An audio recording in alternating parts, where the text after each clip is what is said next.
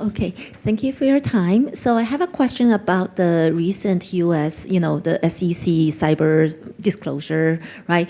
I'm just wondering, how does that change your current process for incident response? And in particular, well, we know that all this, like financial, the materiality assessment, all of that, does that mean that CFO should be looped in at the very beginning of, an incident? Because I'm just wondering, do your current like CISO or even like CT or CIO, do they have the capability or the knowledge to be able to determine the financial implication at the very beginning, like to determine if they should include the CFO? So maybe I'll just start. And so in many ways, it does not change the processes that you should go through. In many cases, you should be doing much of that work anyway.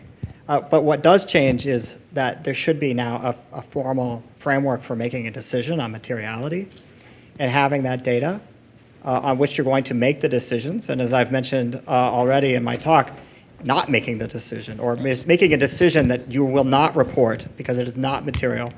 And I think, in fact, there are some news articles recently about organizations that said that they had a sophisticated cyber situation in place, and now the SEC is basically asking that may or may not be true. And so being able to demonstrate that you made a decision based on data, I think is very important. And to me, that is probably the biggest change that I see. In addition to your point, which stakeholders will be assessing that data to make that decision.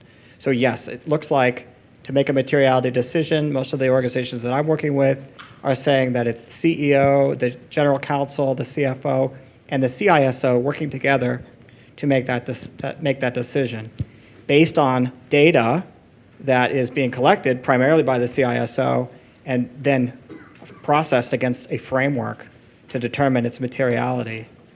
I think that data collection and using that as the basis of your decision, documenting, yes, we made this decision, or we made this decision not to report, and being able to go back and defend yourself, I think that is the primary change. That's my perspective. All right, thank you.